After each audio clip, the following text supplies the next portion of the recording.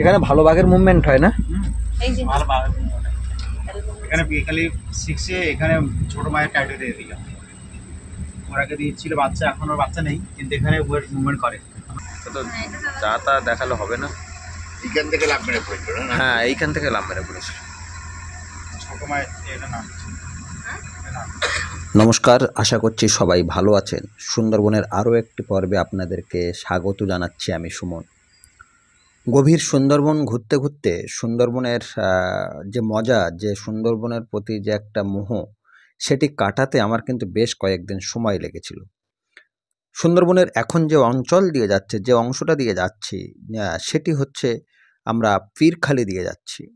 Pirkhali cross করছি, করে মাঝে আমরা আবার একটু উল্টে চোরাগাজীর দিকে যাচ্ছি। এখন এই চোরাগাজীতে একটা সমস্যা আছে, সেটি হচ্ছে ভাটার সময় এমনিতে চোরাগাজীর দুই পাড় কোনো নেট ফিক্সিং থাকে না। এখান থেকে বোট চলাচলের পারমিশন দেওয়া আছে। এখন কথা হচ্ছে যে সুন্দরবনের বহু জায়গা কিন্তু বোট চলাচলের পারমিশন নেই। মাত্র 3% জায়গায় হয়তো বোট চলাচলের পারমিশন আছে, বা 4%, মানে খুব সীমিত। আর বেশিরভাগটাই কোর অঞ্চল তো বটেই, এবং সেখান থেকে ট্যুরিস্ট চলাচল একেবারেই বন্ধ। যাই হোক, চোরাগাজীতে কিন্তু ভাটার সময় দুই পাড় থেকে অনেকটাই চর উঠে যায় এবং মাঝখানে এক চিলতে জল থাকে, যদিও তার ভিতর থেকে বোট চলতে পারে। আমরা আজকের ভ্রমণে সকালটাকে বেছে নিয়েছিলাম। একদম ভোরবেলায় তখন আমরা বোটে রওনা দিই, এবং তখন হালকা জোয়ার উঠছিল। ঘটনা হচ্ছে, আমরা যে সময়টাকে চুজ করেছিলাম সেই সময়ে কিন্তু ভরানি, অর্থাৎ ভরা কোটাল।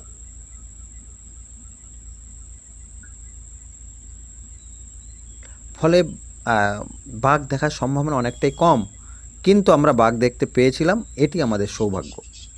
ওটা বাঁদর বসে আছে নাকি? হ্যাঁ, বাঁদর। যাই হোক, আমরা যাচ্ছি চোরাগাজীর ভিতর দিয়ে। এখন চোরাগাজীর ভিতরে জোয়ার উঠতে শুরু করেছে, আর তার সাথে আমাদের গাইড দাদা আমাদেরকে নানা রকম তথ্য দিচ্ছে।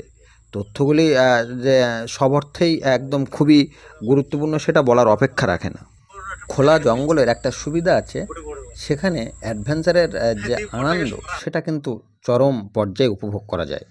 সুন্দরবনের এই অঞ্চল যখন আমরা যাচ্ছি, এখানে নান্টুর দেখা অনেকবারই পেয়েছে আমার দাদারা, এবং ট্যুরিস্ট দাদা তো বলছিলেন আসলে সুন্দরবনটাকে এতটাই মোহময় করে তুলেছে নান্টু। প্রত্যেকটা ট্যুরিস্ট, প্রত্যেকটা গাইডের কাছে কিন্তু এটা শোনা যায়। যদিও এই অঞ্চলে ফুলেশ্বরী বলে একটা মহিলা বাঘ, তার আধিপত্য থাকে, এবং বড় মা, ছোট মা বলে আরও দুটো বাঘ আছে, তারাও এই অঞ্চলটাতে থাকে।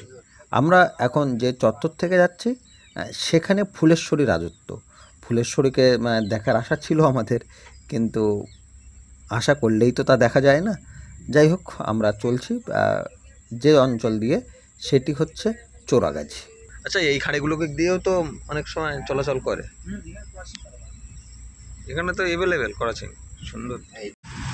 চোরা গাজীখালির ভিতর দিয়ে এখন যাচ্ছে। মাঝে মাঝেই দেখাচ্ছে আপনাদেরকে, ফেজে আসার কোনো সুযোগ নেই এখানে। ফরেস্ট সাফারিতে ফেজে না এসে বকবক করা ভালো, তাই চুপচাপ জঙ্গল দেখাচ্ছি। সকালের সময়ে যখন জঙ্গল ঘুরছি, ফটোগ্রাফি হয়তো স্বাভাবিকভাবে একটু কম কথা বলতে হয়, কারণ খুব অসুবিধা হয় তাদের। সে কারণে কথা বলছি না, তাই মাঝে মাঝে যখনই সুযোগ পাচ্ছি পিছনে এসে একটু কথা বলে নিচ্ছি। এই একবারই সুযোগ পেলাম। আর দেখুন, আর চোরা গাজীখালির ভিতরে এখন জোয়ার উঠে যাচ্ছে, ফলে আর বাঘ দেখার সম্ভাবনা থাকবে না। আজকে মনে হচ্ছে আর বাঘের কোনো মুভমেন্ট লক্ষ্য করা যাবে না। গেছিল বেশ কয়েকদিন আগে এখানে, তো আজকে আর নেই সেই মুভমেন্ট আপাতত, তাই মনে হচ্ছে।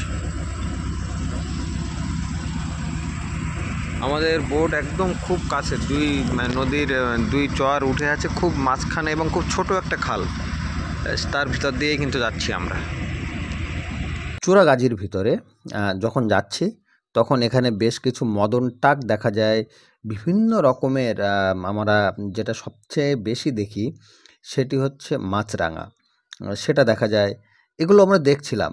আর সেই সঙ্গে আরেকটা কথা বলতে হয়, এইখানে ছোট ছোট যেসব পাখিগুলো দেখছিলাম, সেগুলো কিন্তু দাদারা ক্যামেরাবন্দি করছিলেন। বেশ নাম না জানা পাখি দুই একটাও দেখেছি। সবচেয়ে বড় কথা হচ্ছে সুন্দরবনের এই খালগুলিতে চরের সময়ে যখন ভাটা থাকে, তখন ভয়ঙ্কর পরিবেশটা, সেই পরিবেশের আনন্দটা কিন্তু ভাষায় প্রকাশ করা যায় না। আপনারা যাবেন যখন, তখন ওই ভাটার সময়টাতে যদি একটাবার বোট সাফারি করা যায়, সেটা কিন্তু বেশ উপভোগ্য হয়ে ওঠে। এটা বলার কোনো অপেক্ষা রাখে না। এখন বাঁদিকে যে খালটা দেখা যাচ্ছে সেটা কিন্তু অনেকটাই গিয়ে বন্ধ হয়ে গেছে, ফলে ওদিকে আর যাওয়া যায় না। ওটা ওটা ওই অঞ্চলটা থেকে আর একদম পুরো বন্ধ যাওয়া। এখন আমরা যাব যেদিকে, সেটা হচ্ছে দক্ষিণ দিকে। এখান থেকে আমরা চলে যাব দেউল ভরানী। দেউল ভরানীতে যখন যাব, খুবই ছোট একটা খাল। এই খালে বাঘ দেখার প্রবণতা থাকে প্রচুর, সে কারণেই আমরা যাচ্ছি দেউল ভরানীর দিকে। আপনারা যদি দেউল ভরানী গিয়ে থাকেন, কমেন্ট করে জানাবেন আপনাদের অভিজ্ঞতা। জোয়ারের জলটা এই দিক দিয়ে এইভাবে আসছে তো? আচ্ছা, খুব জোরে জোয়ার উঠছে।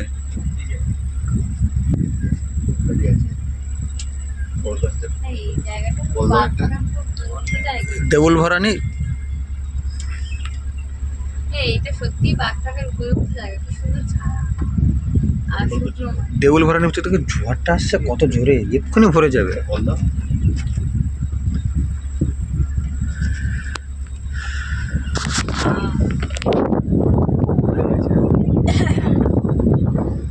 সব চিয়ার পার এগুলো বেতাল।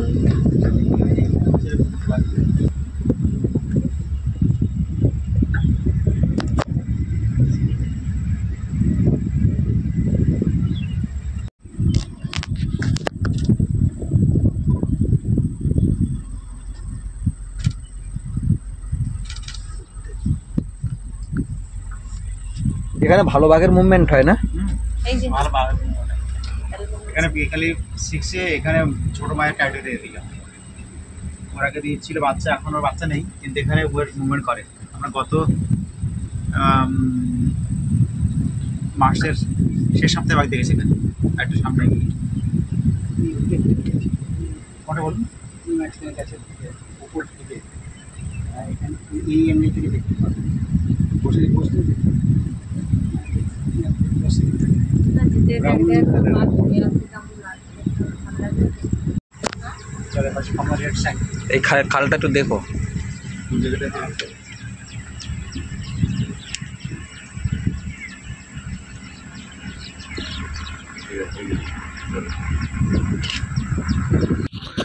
দেউল ভরানী প্রায় 20 কিমি পর্যন্ত লম্বা, আর চওড়া ওইরকম হাত 30।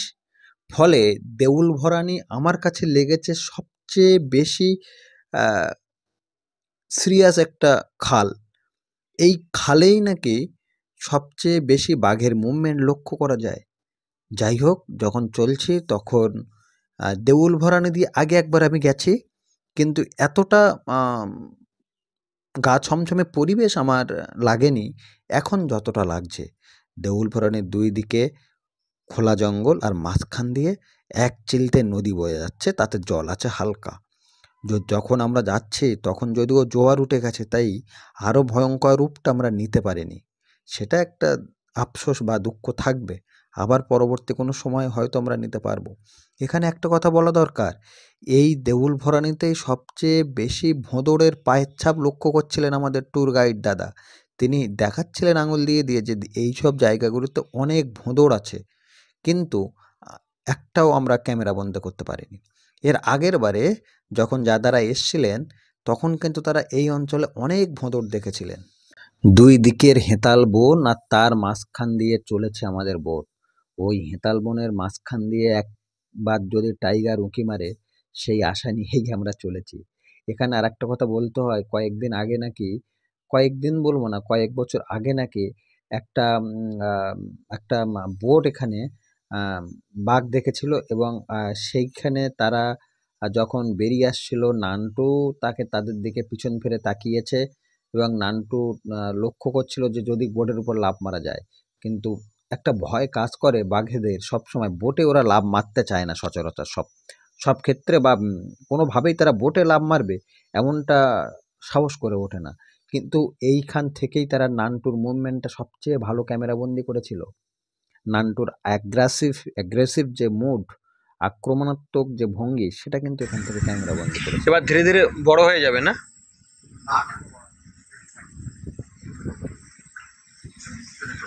বাটার সময় ঢোকা যায় না বোধ হয়, যাওয়ার পরে ছোটটা আর বড় সুযোগ। আচ্ছা, বাটার সময় ঢুকতে পারে। হ্যাঁ, একদম ভাটায় ঢোকা যায়। জল থাকে। আচ্ছা, হ্যাঁ ভরা নেই।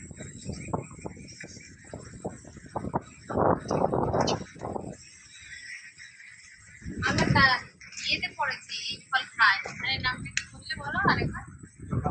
না না কুন্দুল, না না খায় না। আরে আরণ্যকে পড়েছে কুন্দুল খাচ্ছে। কে বান্দরে? আরণ্যক উপন্যাসে পড়িনি যে কুন্দুলের কে খাচ্ছে? মানুষের মানে হ্যাঁ, বনবিবি যারা আসে আমাদের সন্দেহ করতে থাকে না, তারা এখানে পুজো দিয়ে আবার এক্সাম করে। মধু কালেকশন আসে না এখানে? যাই হোক, এবার ছিল ফেরার পালা। ফেরার পালা বলতে যখন আমরা একদম দেউল ভরানি শেষ করলাম, তারপর বলছিল যে এই পথ দিয়ে চামটা যাওয়া যায়, কিন্তু আমরা এবার ব্যাক করব, তার কারণ অনেকটা সময় হয়ে গেছিলো, আমাদেরও ফিরতে হবে। তখন আমরা ফিরছিলাম, আর ফিরতে ফিরতে শুনছিলাম যে এই দেউল ভরানি এমনই জঙ্গল যে এখানে ভাটার সময় অহরহ বাঘ এপার থেকে ওপার, ওপার থেকে আবার পারাপার করে। তবে দেউল ভরানি আমরা যখন গেছিলাম জোয়ারের সময়, তাই আমরা কোনোভাবেই বাঘের মুভমেন্ট লক্ষ্য করতে পারিনি। এদিকে যাওয়া যায়, গান দিকটা এদিকে পারমিশন দেয় না? না, ওটা ওটা তো আসলে জল শুকিয়ে যাবে। এটা দিয়ে যাওয়া যায়। এটা গিয়ে চলে গেছে চাম্পার মুখটা, চলে গেছে চামটাতে না? এটা চাম্পাটা যায়নি, কিন্তু চাম্পার মুখে যাওয়া দেখা যায় না। তারপরে এই তো নীতি তো পড়ে গেলে দিতে যেতে হবে। না, এই রুট দিতে হবে, এই পথে এই রুট দিয়ে। এই রুটেই যাবে, এই রুটে যেতে হবে। বড় রুট। আর এখান থেকে কিছু গেলে ওই রুটটা পাওয়া যায়। এখানেই আপাতত এই পর্বের এই কোর অঞ্চল দিয়ে ঘোরা বা সুন্দরবন ট্যুর কোর এরিয়া, সুন্দরবনের যে অঞ্চলগুলো বাঘের মুভমেন্ট লক্ষ্য করা যায়, বেশিরভাগ সময় সেই অঞ্চলগুলো আমরা ঘুরতে পারিনি। আমাদের দুদিনের ট্রিপ শেষ হয়ে গেছিলো, আজকে শেষ দিন, তাই এখানেই আপাতত শেষ করতে হবে।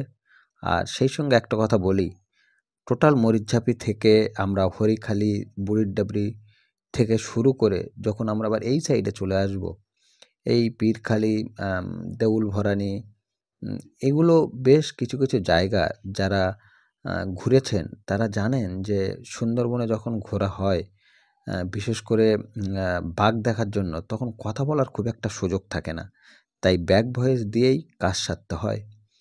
আপাতত এখানে শেষ করলাম, দেখা হবে পরবর্তী সময়ে পরবর্তী কোনো ভিডিওতে মানুষের কথা নিয়ে আমাদের সুন্দরবনে। ভালো থাকবেন সকলে।